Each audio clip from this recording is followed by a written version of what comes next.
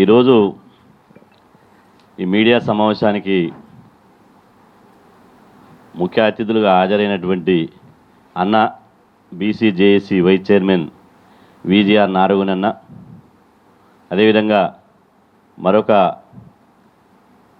ముఖ్య అతిథి మా మిత్రుడు బీసీజేఏసీ కో చైర్మన్ దాసు సురేష్ గారు, అదేవిధంగా మా ఉద్యమ సహచరులు సుదీర్ఘకాలంగా బీసీ హక్కుల కోసం పోరాడుతున్నటువంటి బీసీజేఏసీ కోఆర్డినేటర్ గుజ్జ కృష్ణన్న, అదేవిధంగా బీసీ సంక్షేమ సంఘం రాష్ట్ర కార్యదర్శి ఓయూ ఇన్ఛార్జ్ అయినటువంటి జాదుల లింగంగౌడ్ గారు, బీసీ విద్యార్థి సంఘం రాష్ట్ర అధ్యక్షుడు మిత్రుడు వేముల రామకృష్ణ, అదేవిధంగా ఎస్సీ ఎస్టీ బీసీ విద్యార్థి సంఘం రాష్ట్ర అధ్యక్షులు నరసింహనాయక్, అదేవిధంగా గూడూరు భాస్కర్ మేరు, అదేవిధంగా సందీప్, అందరికీ మీడియా సోదరులకు పేరు పేరున హృదయపూర్వక నమస్కారాలు.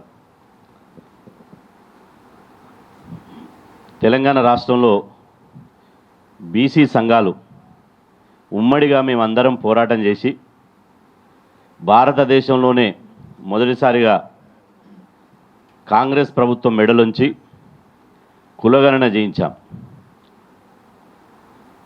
కాంగ్రెస్ పార్టీ అధికారంలో రాకముందు మేము అధికారంలోకి వస్తే కామారెడ్డి కేంద్రంగా తెలంగాణలో కులగణన చేసి 42% రిజర్వేషన్లు పెంచుతామని చెప్పి కామారెడ్డి డిక్లరేషన్ చేసింది. దానికి కట్టుబడాలే, అది అమలు చేసిన తర్వాతనే ఎన్నికలు నిర్వహించాలని చెప్పి ఇందులో ఒక్క సంఘం కాదు, 2 సంఘాలు కాదు, అందరం సమిష్టిగా ఎవరికి తోచిన పద్ధతిలో వారందరం పోరాటం చేసి రాష్ట్ర ప్రభుత్వం మీద ఒత్తిడి పెంచి ఇలా 22 నెలలైనా స్థానిక సంస్థల ఎన్నికలు జరగకుండా బీసీ రిజర్వేషన్లు పెంచే వరకు ఎన్నికలు నిర్వహించొద్దని చెప్పి సుదీర్ఘకాలంగా పోరాటం చేస్తున్నాం. ఎవరికి వారుగా మేము ఉద్యమించినాం. కానీ తెలంగాణ రోజుని బీసీలందరూ మీరు సమిష్టిగా పోరాటం చేయాలి, మీరు సమిష్టిగా పోరాటం చేస్తే మనం అనుకున్న డిమాండ్ విజయవంతమవుతుంది అని చెప్పి అనేక మంది సూచనలు చేసినటువంటి సందర్భం లోపల పెద్దలు విజిఆర్ నారగునన్న గారు వారు ప్రత్యేకంగా చొరవ తీసుకొని బీసీజేఏసీ ఏర్పాటు చేయడం జరిగింది. బీసీజేఏసీ మొన్న అక్టోబర్ 12వ తేదీన హైదరాబాద్లో అశోక హోటల్లో ఏర్పాటు చేశాం. ఆ తర్వాత వెంటనే అదే రోజు ఉద్యమాన్ని గల్లీలో జరుగుతుంది, ఇది ఢిల్లీ దాకా సెగదాకాలే, ఇది రాష్ట్ర ప్రభుత్వ పెద్దల అదేవిధంగా కేంద్ర ప్రభుత్వ పెద్దల వరకు వినపడాలి, కాబట్టి ఈ ఉద్యమాన్ని ఇంకా చాలా సీరియస్గా తీసుకుపోవాలనే భావనతోటి 18వ తారీఖు నాడు బంద్ పిలిపివ్వడం జరిగింది. ఆ బంద్కు మీరు చూశారు, ఒక చరిత్ర. తెలంగాణ వచ్చినాక ఒక చారిత్రాత్మకంగా జరిగినటువంటి బంద్ మొన్న బీసీ బంద్. ఎక్కడ ఒక బస్సు పయ్య రోడ్డు మీదకి రాలే, ఒక షాపు తెరవలే, అదేవిధంగా ఎక్కడికక్కడ కేవలం మేము జేఏసీగా ఊహించింది ఏంటంటే మండల స్థాయి వరకే బంద్ జరుగుతుందని చెప్పి మేము అనుకున్నాం. కానీ గ్రామ స్థాయి వరకు, పల్లె నుంచి పట్నం వరకు సకలం బంద్ అయింది. ఈ సకలం బంద్ కావడానికి జేఏసీ ఏర్పాటు చేసినటువంటి ఒక కార్యాచరణ, ముందు చూపు, ఉద్యమ వ్యూహం వల్లనే ఇది విజయవంతమైంది. ఈ బంద్లో పాల్గొన్నటువంటి లక్షలాది మంది బీసీలందరికీ మీ ద్వారా ప్రత్యేకంగా ఈ సందర్భంగా ధన్యవాదాలు తెలియజేస్తున్నాం. బంద్లో పాల్గొన్నటువంటి బీసీలు చరిత్రలో చిరస్థాయిగా నిలిచిపోతారు. తెలంగాణ గడ్డ ఇది పోరాటాల గడ్డ. తెలంగాణలో మళ్ళీ పోరాటాలకు కుదవలేదు, ఉద్యమాలకు కుదవలేదు అని చెప్పి మొన్న జరిగిన బంద్ నిరూపించింది. ఇలా సకలం బంద్ అయితే ఈ బంద్లో సబ్బండ వర్గాలు పాల్గొన్నారు. ఒక బీసీలే కాదు, మాకు మద్దతుగా ఎస్సీ సమాజం, మాకు మద్దతుగా గిరిజన సమాజం, మాకు మద్దతుగా ఆదివాసీ సమాజం, మాకు మద్దతుగా అగ్రకుల సమాజం కూడా ఇవాళ బంద్లో పాల్గొన్నారు. ఇది చరిత్ర. ఆర్ఎస్ఎస్ నుంచి ఆర్ఎస్యు వరకు, లెఫ్టిస్టుల నుంచి రైటిస్టుల వరకు కేవలం ఒక బీసీ డిమాండ్ మీదనే కలిసి రావడం జరిగింది. ఇది చరిత్ర. ఇది తక్కువ చేసి మాట్లాడాలని ఎవరైనా అనుకుంటే ఈ బంద్ను తక్కువ చేసి మాట్లాడాలి, రాజకీయ స్వప్రయోజనాల కోసం అది భవిష్యత్తులో వాళ్లకు ప్రజలే తగిన బుద్ధి చెప్తారు. ఇది వ్యక్తుల ప్రయోజనాల కోసం జరిగిన బంద్ కాదు. ఇది 100% మా బీసీలకు రాజకీయ హక్కు కోసం జరిగినటువంటి బంద్. పాలితులుగా ఉన్నటువంటి బీసీలను పాలకులుగా చేయాలనేటువంటి ఒక లక్ష్యంతో చేసినటువంటి బంద్. ఇది బీసీల యొక్క ఐక్యతను, బీసీల యొక్క బలాన్ని, బీసీల యొక్క బలగాన్ని ఈ సమాజానికి చూపించడానికి జరిగినటువంటి బంద్ ఇది. ఈ బంద్ బీసీల తలరాతలు మార్చే విధంగా ఈ బంద్ నిర్వహించడం జరిగింది. ఎక్కడికక్కడ ఇన్ఛార్జ్ జేబీఎస్ దగ్గర మా నారగొని అన్న, అదేవిధంగా ఇమ్లీవన్ దగ్గర నేను, అదేవిధంగా బర్కత్పురలో కృష్ణన్న, హ్యాబిట్స్లో మా దాస్ సురేషు, అదేవిధంగా రామకృష్ణ, ఉస్మాన్ యూనివర్సిటీలో లింగం, అదేవిధంగా ఎక్కడికక్కడ ఎవరి పాత్ర వాళ్ళు పోషించడం. ఇందులో బంద్ చేసి బయోడేటాలు పట్టుకొని పోయేటువంటి వాళ్ళు ఇక్కడ ఎవరు లేరు. బంద్ చేసి బయోడేటాలు పట్టుకొని తిరిగే వాళ్ళు ఎవరు లేరు. ఇక్కడ మన అన్నం చూస్తున్నారు. మండల్ కమిషన్ ఉద్యమం నుంచి నేటి బీసీ రిజర్వేషన్ల వరకు ప్రత్యక్ష సాక్షి. 4 దశాబ్దాలుగా ఎత్తిన జెండా దించకుండా, కాన్సెప్ట్కు కనీసం అటు ఇటు పోకుండా పోరాడుతున్నటువంటి నాయకుడు. మేము కూడా ఈ బీసీ కండు వేసుకున్నామంటే ఇవాళ 26 సంవత్సరాలుగా ఇదే కండువతోటి బీసీ ఉద్యమాన్ని నడిపించేటోళ్ళం. కాబట్టి దయచేసి ఈ బంద్ 100% విజయవంతమైంది. ఈ బంద్ ద్వారా దేశం మొత్తం తెలంగాణ బీసీల గుండె ఘోష ఇలా భారతదేశానికంతా వినిపించినాం. తెలంగాణ యొక్క డిమాండు ఢిల్లీ పాలకులకు వినిపించగలిగినాం. మా బంద్ ద్వారా రాష్ట్రంలో, కేంద్రంలో ఉన్నటువంటి పాలకులకు సెగ తగిలిందనే విషయాన్ని గుర్తుపెట్టుకోవాలి. అందుకోసమే మొన్న మీకు అందరు టీవీలలో బ్రేకింగ్లు పెట్టారు. కొన్ని యూట్యూబ్ ఛానళ్ళు అయితే సర్పంచ్ ఎన్నికలకు నోటిఫికేషన్ విడుదలైందని కొంతమంది, స్థానిక సంస్థల ఎన్నికలకు క్యాబినెట్ గ్రీన్ సిగ్నల్ అని కొంతమంది హెడ్డింగ్లు పెట్టారు. కానీ మొన్న జరిగినటువంటి క్యాబినెట్లో మా బంద్ జరగడం వల్లనే క్యాబినెట్లో స్థానిక సంస్థల ఎన్నికలకు నోటిఫికేషన్ విడుదల చేయాలనుకున్నటువంటి రాష్ట్ర ప్రభుత్వం వెనక్కి పోయింది. ఇది గమనించాల్సినటువంటి అవసరం ఉన్నది. కొంతమంది పెద్దలు తలా తోక లేకుండా మాకు తెలిసిందే ఇక ప్రపంచం, మాకు తెలిసిందే జ్ఞానం, ఇక ఇతరులకు ఏమి తెలియదు, వీళ్ళే ఇప్పుడే ఎర్రబస్ దిగొచ్చిర్రు, వీళ్ళు ఎవరు సామాజిక ఉద్యమాలతోటి సంబంధం లేదు, లేడికి లేచిందే పరుగు అన్నట్టు కొంతమంది మాట్లాడుతున్నారు. ఇవాళ మేము అంటున్నాము, ఇది చాలామంది ఏమంటారంటే బంద్కు అన్ని పార్టీలు మద్దతు ఇచ్చారు, అసలు బంద్ ఎవరి మీద అని కొంతమంది రిజర్వేషన్ వ్యతిరేకులు ఈ యొక్క వాదాన్ని ముందుకు తీసుకొచ్చారు. రిజర్వేషన్ వ్యతిరేకులు ఎవరు? గోపాల్ రెడ్డి, మాధవ్ రెడ్డి వారసులు. ఏమని?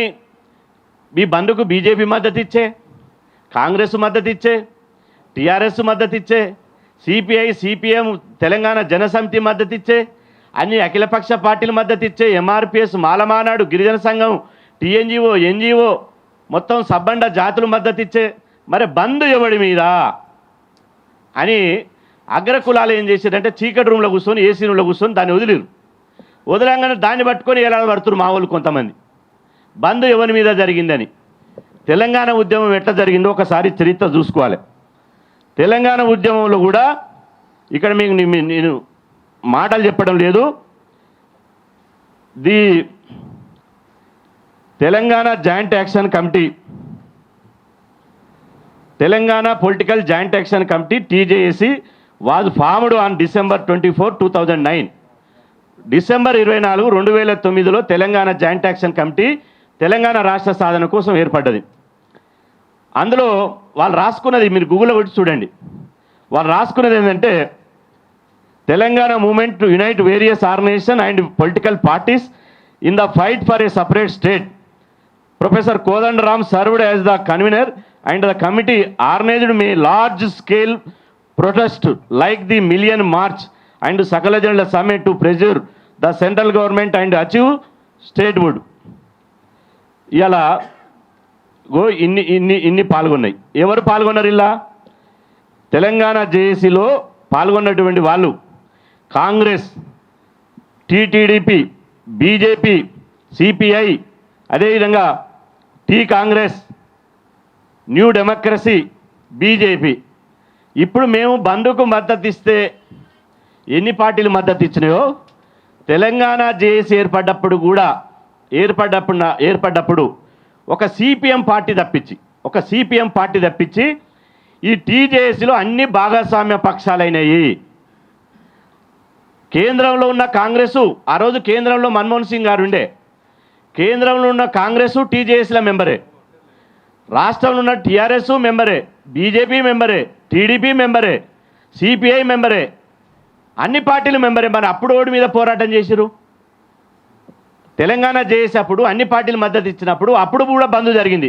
ఎవరి మీద బంద్ చేసిరు? తెలంగాణ కాజ్ కోసం బంద్ చేసిరు. ఇప్పుడు కూడా బీసీ కాజ్ కోసం బంద్ జరిగింది. అది చరిత్ర తెలుసుకోవడం చేత కాదు, పరిశోధించడం చేత కాదు. ఎవడో అగ్రకుల నాయకులు చెప్పింది దాన్ని పట్టుకొని ఏలాడడం, దాన్ని పట్టుకొని తోక పట్టుకొని ఏనుగును వదిలిపెడతారు, తోకను పట్టుకుంటారు. ఇవాళ మేము చెప్తున్నాం, ఆ రోజు ఎట్లయితే జేఏసీ ఏర్పడ్డ తర్వాత అన్ని పార్టీలు ఇన్వాల్వ్ అయినాయో మేము కూడా ఏమీ అన్సైంటిఫిక్గా అందరం కలుపుకోలే. బీసీ బిల్లు అసెంబ్లీలో ప్రవేశపెట్టినప్పుడు ఈ రాష్ట్రంలో ఉన్నటువంటి అన్ని రాజకీయ పార్టీలు అసెంబ్లీలో మద్దతు ఇచ్చారు. మరి మద్దతు ఇచ్చినటువంటి వాళ్ళని మేము కలుపుకోవాలన్నా దూరం కొట్టాలన్నా? మాకు ఎవరు తోక చుట్టం కాదు, మాకు ఎవరు దూరం కాదు, మేము ఎవరికి వ్యతిరేకం కాదు, ఎవరికి దగ్గర కాదు. మా కాజు కోసం మరి ఆ రోజు కేసీఆర్ గారు కుష్ఠరోగినైనా కౌగలించుకుంటా బొంతపూరునైనా ముద్దాడుతా అన్నాడు. మరి అప్పుడు గుర్తు రాలేదా ఇక్కడ ఉన్న వాళ్ళకు? మేము కూడా గదే ఫార్మాట్ తోటి పోతున్నాము. మాకు ఎవడైతే మద్దతు ఇస్తాడో వాళ్ళని అందరినీ కలుపుకొని పోతున్నాం, బరాబర్ కలుపుకొని పోతాం. బీజేపీ రాష్ట్రంలో బీజేపీ మద్దతు ఇచ్చింది, అదేవిధంగా కాంగ్రెస్ అధికారంలో ఉంది మద్దతు ఇచ్చింది. కొంతమంది కాంగ్రెస్ ఈ మద్దతులు ఉన్నదని కొంతమంది అంటారు, బంధుల ఇండైరెక్ట్గా సపోర్ట్ చేసిందని. మీరు ఒకటి గుర్తుపెట్టుకోవాలా, 2006లో దేశవ్యాప్తంగా ఓబీసీలకు 27% రిజర్వేషన్లు విద్యారంగంలో ఇస్తే సుప్రీంకోర్టు స్టే విధిస్తే అప్పుడు దేశవ్యాప్తంగా బంద్ జరిగింది. ఉమ్మడి ఆంధ్రప్రదేశ్లో కూడా బంద్ పిలిపివ్వడం జరిగింది. బీసీ సంఘాలు, ఆ బీసీ సంఘాలు బంద్ పిలిపించినప్పుడు ఆ రోజు వైఎస్ రాజశేఖర రెడ్డి గారు ముఖ్యమంత్రి గారు ఉన్నారు, కాంగ్రెస్ ప్రభుత్వం ఉమ్మడి ఆంధ్రప్రదేశ్లో అధికారంలో ఉంది. అప్పుడు మేము అందరం బీసీ సంఘాలు బంద్ పిలిపిస్తే అప్పుడు పిసిసి అధ్యక్షుడు డి శ్రీనివాస్ గారు అధికారంలో ఉన్నప్పటికీ కూడా బీసీ కాజ్ కోసం మేము బంద్కు సపోర్ట్ చేస్తున్నామని ఆ రోజు కాంగ్రెస్ పార్టీ మద్దతు ఇచ్చింది. మరి ఈరోజు కూడా అధికారంలో ఉన్నప్పటికీ కూడా కాంగ్రెస్ పార్టీ మద్దతు ఇచ్చింది. ఈ చరిత్ర తెలుసుకోవాలి కదా. కొత్త బిచ్చగాడు పొద్దరగడన్నట్టు మీకు ఏమీ తెలియదు. నిన్న మన దాకా పవర్లు ఎంజాయ్ చేస్తారు. బీసీలు అంటే పట్టదు. 27 ఏళ్ళుగా మేము బీసీల కోసం మేము ఫైట్ చేస్తాం. 4 దశాబ్దాలుగా నారాయణన్న, 2 దశాబ్దాలుగా గుజకిస్తన్న దాస్ సురేష్ గారు ఫైట్ చేస్తారు. మాకు మీరు శ్రీరంగ నీతులు చెప్తారా? మాకు శుద్ధపూసలా మీరేమన్నా? మేము నోరు విప్పితే ఒక్కొక్కడు రాష్ట్రంలో ఓడు మళ్ళీ తలెత్తుకొని తిరిగాడు. కానీ మా ఉద్దేశం, మా పోరాటం, మా ఎనర్జీ అంతా అగ్రకులాలు రిజర్వేషన్లు అడ్డుకుంటున్నారు. బీసీలకు రిజర్వేషన్లు ఎట్లా కాపాడుకోవాలి, ఎట్లా దక్కించుకోవాలనే ధ్యాస తప్ప ఇంకో వాళ్ళ మీద మేము మా ఎనర్జీని వేస్ట్ చేసేసుకోలే. బీసీలకు ఎట్లా పోరాడితే రిజర్వేషన్లు వస్తే మాకు తెలుసు. ఇప్పుడు కడుపు నొప్పి మాకులేస్తే మందుగోలి మేమేసుకోవాలి. ఆయింట్మెంట్ నారగొన్నకైతే దెబ్బ ముఖాలకి ఆయనకు దెబ్బ తాకితే ఆయింట్మెంట్ నేను రాసుకుంటే తక్కువ అవుతుందా? నాకు దెబ్బ తాకితే నేనే ఆయింట్మెంట్ రాసుకోవాలి. మా బీసీల గురించి ఏం కావాలో మేము కొట్లాడతాం, మేము పోరాటం చేస్తాం. మాకు తెలియదా? మేము కేంద్రీయ విద్యా సంస్థల్లో మండల కమిషన్ ఇంప్లిమెంట్ చేయించుకోలేదా? మురళీధరరావు కమిషన్ బంద్ జరపలేదా? అదే పోరాటం మాకు ఏమి తెలియనట్టు, బీసీలకు ఏమీ ఎరగనట్టు ఏదో పెద్ద పెద్ద పోజులు ఇచ్చి మాట్లాడితే మాత్రం బాగుండదని చెప్పి ఈ సందర్భంగా తెలియజేస్తున్నా.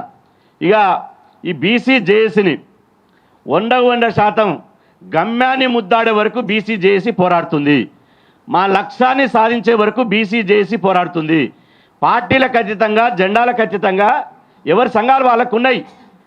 ఆ సంఘాల ఏజెండా ప్రకారం వాళ్ళు తీసుకుంటారు. కానీ జేఏసీగా ఒక అంశం, కేవలం ఈ జేఏసీ 42% రిజర్వేషన్ల సాధన కోసమే ఈ జేఏసీ ఏర్పడబడ్డది. వేరే విషయాల మీద కాదు సుమా, వేరే విషయాల మీద కాదు. 42% రిజర్వేషన్లు సాధించుకోవడం కోసమే ఈ జేఏసీ ఏర్పడ్డది. ఆ సాధించుకోవడంలో భాగంగానే జరిగేటువంటి ఉద్యమ ప్రణాళికని, ఆ ఉద్యమంలో ఆచరణను, ఆ ఉద్యమంలో అమలును ఈ జేఏసీ రూపొందించి దాని మీదనే, ఆ స్పెసిఫిక్ డిమాండ్ మీదనే ఈ జేఏసీ పోరాడతా తప్ప మళ్ళీ ఇటు తొంగి చూసి అటు తొంగి చూసి అక్కడ ఇక్కడ ఎక్కడ పోకుండా మా యొక్క ఉద్యమం ఏమవుతుందో అది రైట్ సైడ్లా ఎట్లయితే స్ట్రీట్గా ఇవాళ పోవాల్సినటువంటి అవసరం ఉంది. దానికోసం మేము మాట్లాడుకున్నాం. మీరు అనుకుంటున్న శనివారం నాడు బంద్ జరిగింది, ఇవాళ మీటింగ్ ప్రెస్ మీట్ పెట్టాం. మేము రోజు మాట్లాడుకుంటున్నాం, రోజు జేఏసీ సమావేశాలు పెట్టుకుంటున్నాం మీడియా లేకుండా. అదేవిధంగా అన్ని జిల్లాల్లో జేఏసీ కమిటీలు ఇస్తున్నాం, మండలాల వారీగా, నియోజకవర్గాల వారీగా అన్ని జేఏసీ నిర్మాణం చేస్తున్నాం. భవిష్యత్తులో పటిష్టంగా చేసి ఈ జేఏసీ తెలంగాణ ఉద్యమ తరాలోనే ఈ జేఏసీ ముందుకు సాగుతుంది. ఇటు మా జేఏసీ యొక్క ప్రధాన లక్ష్యం రెండు ప్రధాన లక్ష్యం. మేము అనుకున్నది, మేము నిర్ణయించుకున్నది రెండు. ఒకటి, అడగాల్సిన రాష్ట్ర ప్రభుత్వం అడిగి తీరాలే. ముఖ్యమంత్రి రేవంత్ రెడ్డి గారు అఖిలపక్షంతో ఢిల్లీకి పోయి ప్రధానమంత్రి దగ్గర కూర్చోవాలి. అదేవిధంగా రేవంత్ రెడ్డి గారు రాహుల్ గాంధీ గారిని ఒప్పించి ఇండియా కూటమి ద్వారా రాహుల్ గాంధీ గారు, రేవంత్ రెడ్డి గారు కేంద్ర ప్రభుత్వం మీద ఒత్తిడి తీసుకొచ్చి ఈ 42% రిజర్వేషన్లకు వాళ్ళు ప్రయత్నం చేయాలి. రెండో డిమాండు, ఇది 42% రిజర్వేషన్లు సాధన కావాలంటే ఇది రాజ్యాంగ సవరణ జరగాలి. ఈ రాజ్యాంగ సవరణ జరగడం కోసమే పార్లమెంటు ద్వారా ఈ ప్రక్రియ స్టార్ట్ కావాలి. కాబట్టి పార్లమెంటులో ఇవాళ అన్ని పార్టీల మద్దతుతోటి కేంద్ర ప్రభుత్వం, నరేంద్ర మోదీ గారు, ఎన్డీఏ ప్రభుత్వం, కేంద్ర ప్రభుత్వం ఒక బీజేపీ లేదు సుమా, ఇక్కడ ఎన్డీఏలో ఉన్నారు. ఎన్డీఏ ప్రభుత్వం మా నారాయణ ఒకటే చెప్పిండు, రాజ్యాంగ సవరణ ఒక్కటే మార్గం అని తను చూపించిండు. మేమందరం ఏకగ్రీవంగా, ఇంకా రెండోది మాకు లేదు, రాజ్యాంగ సవరణ ద్వారానే 42% రిజర్వేషన్ సాధ్యమవుతుంది. ఆ 42% రిజర్వేషన్ల కోసమే మేము ఫైట్ చేస్తాం. మా పోరాటం రెండు విధానాలు ఉంటాయి. ఒకటి, తెలంగాణ సమాజాన్ని రాజకీయంగా చైతన్యం చేయాలి కాబట్టి తెలంగాణ రాష్ట్రం లోపల పోరాటం చేస్తాం. రెండోది, ఢిల్లీలో చేయాల్సింది కాబట్టి ఢిల్లీ కేంద్రంగా పోరాటం చేస్తాం. కాబట్టి ఈ రెండు పోరాటాలను మేము ఎంచుకున్నాం. ఇటు తెలంగాణలో అటు ఢిల్లీలో రెండు పోరాటాలు చేస్తాం. ఈ తెలంగాణలో పోరాటం చేసేయడానికి రేపు నవంబర్ 2వ తేదీన హైదరాబాద్లోని కళింగ భవన్లో బీసీ జేఏసీ విస్తృతస్థాయి సమావేశాన్ని ఏర్పాటు చేయబోతున్నాం. 2వ తేదీన జరిగేటువంటి విస్తృతస్థాయి సమావేశంలో మేము అందరం చర్చించి భవిష్యత్ కార్యాచరణ నిర్ణయించుకొని ఆ సమావేశంలో ప్రకటించి ఇవాళ భూమి బద్దలయ్యేటట్టు, ఇవాళ దేశమే భూకంపం వచ్చేటట్టు మా ఉద్యమం ఉండబోతుంది. మేము ఈ రిజర్వేషన్ల ఉద్యమంలో మా తల తెగిపడ్డా సరే ఎట్టి పరిస్థితుల్లో రాజీ పడే ప్రసక్తే లేదు, ఎవరితో కుమ్మక్కయ్యే పరిస్థితి లేదు. అట్లా కుమ్మక్కయ్యే వాళ్ళమైతే ఈ బీసీ జెండా వేసుకొని కొట్లాడే వాళ్ళం కాదు. మేము ఇప్పుడు వీళ్ళలో ఎవరు పోయినా కూడా మాకు రెడుతి వాచి పదవులు ఇస్తారు. అగ్రకుల పాలకుల ఎంగిలి మెతుకులకు ఆశపడే జాతి కాదు బీసీ జాతి, గుర్తుపెట్టుకోండి. అగ్రకుల పెత్తందారులకు వ్యతిరేకంగా మా రిజర్వేషన్లు నోటికాడి ముద్ద గుంజేసుకొని మనల్ని అవమానించి మా 42% రిజర్వేషన్లు విద్యా, ఉద్యోగ, రాజకీయ రంగంలో అడ్డుకుంటున్నటువంటి శక్తులను భర్తం బట్టి వాళ్ళను రాజకీయ శత్రువులు ప్రకటించి ఒకవైపు ఉద్యమం చేస్తాం, ఇంకొక వైపు బీసీలను రాజకీయంగా చైతన్యం చేస్తాం, ఓటు చైతన్యం చేస్తాం. 2028లో ఈ బీసీ రిజర్వేషన్ వ్యతిరేక శక్తులను మా శక్తినంతా కూడగట్టుకొని అంత ఐక్య సంఘటన ఏర్పడి వాళ్ళని రాజకీయంగా భూస్థాపితం చేసి మా రిజర్వేషన్ వ్యతిరేకలను రాజకీయంగా బొందబెట్టడానికి మా బీసీ జేఏసీ కార్యాచరణ ఉంటుంది అని చెప్పి ఈ సందర్భంగా తెలియజేస్తున్నాం. కాబట్టి ఈ 2వ తేదీ నాడు హైదరాబాద్లో ఏ తెలంగాణ ఉద్యమానికి కళింగ భవనే పునాది ఏర్పడ్డది. మళ్ళీ అదే కళింగ భవన్లోనే జేఏసీ ఏర్పాటు చేసి ఆ జేఏసీ విశ్వస్థాయి సమావేశం ఏర్పాటు చేసి సంవత్సరం పాటు అంటే 42% రిజర్వేషన్లు నెల 2 నెలల ఒకవేళ తాత్కాలికంగా ప్రభుత్వాలు స్పందించి పరిష్కరిస్తే సరాసరి, కానీ మేము సంవత్సరం ప్రోగ్రాం ప్రకటిస్తాం. ఒక సంవత్సరం మొత్తం ఏం చేయాలనో ఇలా బంద్ చేసినాం, దీక్షలు చేస్తాం, నిరాహార దీక్షలు చేస్తాం. అదేవిధంగా రహదారుల మీద జాతీయ రహదారుల మీద వంట వార్పు చేస్తాం, రహదారుల దిగ్బంధం పెడతాం. అన్ని నియోజకవర్గ కేంద్రాల్లో జిల్లా కేంద్రాల్లో ర్యాలీలు ప్రదర్శనలు బైక్ ర్యాలీలు పెడతాం. అదేవిధంగా కేంద్ర ప్రభుత్వం దిగిడవడానికి రైలు రోక పెడతాం. ఆ తర్వాత అంతిమంగా లక్షల మందితోటి ఇవాళ హైదరాబాద్లో పెద్ద ఎత్తున ప్రదర్శన తీసి లక్షల మందితోటి హైదరాబాద్ను దిగ్బంధం చేస్తాం. మిలియన్ మార్చి తరాలో లక్షల మందితో హైదరాబాద్ను దిగ్బంధం చేస్తాం. ఇక ఢిల్లీలో మా నారాయణ చెప్పిండు, ఇంతకుముందే డైరెక్షన్ ఇచ్చిండు మాకు, ఢిల్లీ కేంద్రం కూడా మనం పనిచేయాలని. ఇప్పుడు మళ్ళీ పార్లమెంట్ సమావేశాలు జరగబోతున్నాయి. ఆ లోపే మేము ఇండియా కూటమి నుంచి రాహుల్ గాంధీ గారిని, తేజస్వి యాదవ్ గారిని, అఖిలేష్ యాదవ్ గారిని, స్టాలిన్ గారిని, ఎవరైతే ఇండియా కూటమిలో ఉన్నారో ఆ పెద్దలను కలుస్తాం.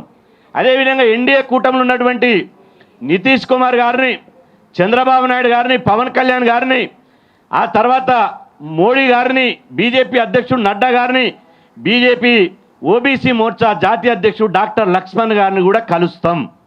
మాకేం శశబిషలు లేవు, మేమే రాజకీయ పార్టీల సభ్యత్వం లేదు, మా భవిష్యత్తులో కూడా ఏ రాజకీయ పార్టీలు మేము సభ్యత్వం తీసుకపోం. మా జాతి ప్రయోజనాలే ముఖ్యం, గుర్తుపెట్టుకోండి. బీసీలకు సోషల్ మీడియాలో తెలిసి తెలియని వాళ్ళు, అగ్రకుల పార్టీల నుండి బానిసలుగా పనిచేసే వాళ్ళు పిచ్చి పిచ్చి మాటలు మాట్లాడుతున్నారు. ఇవాళ మా త్యాగాన్ని చూడండి, కుటుంబాలను వదిలిపెట్టి త్యాగం చేసి పోరాటం చేసి బీసీల కోసం నిలబడ్డాం. మొన్న మా బీసీ బిడ్డలు గుజ్జకిస్తన్న గారు, వేముల మన అనంతల రామ్మూర్తి గారు, అదేవిధంగా తర్వాత రాజ్కుమార్ గారు అరెస్ట్ చేసి 4 కేసులు పెట్టి వాళ్ళని జైలు పంపించారు. జైలుకు పోయిన ఉద్యమాన్ని ఆపలే, మళ్ళీ ఇక్కడ కూర్చున్నారు. కాబట్టి అరెస్టులతోటి జైళ్లతోటి మేము వెనకడిగేసే ప్రసక్తి లేదు. మా లక్ష్యం 100% 42% రిజర్వేషన్లు సాధించడమే. దానికోసమే మేము పనిచేస్తాం, దానికోసమే మా పోరాటం ఉంటుందని చెప్పి ఈ సందర్భంగా తెలియజేస్తూ ఈ అవకాశం ఇచ్చినటువంటి ఈ బీసీ జేఏసీకి ప్రత్యేకంగా ధన్యవాదాలు తెలుపుతూ సెలవు తీసుకుంటున్నాను.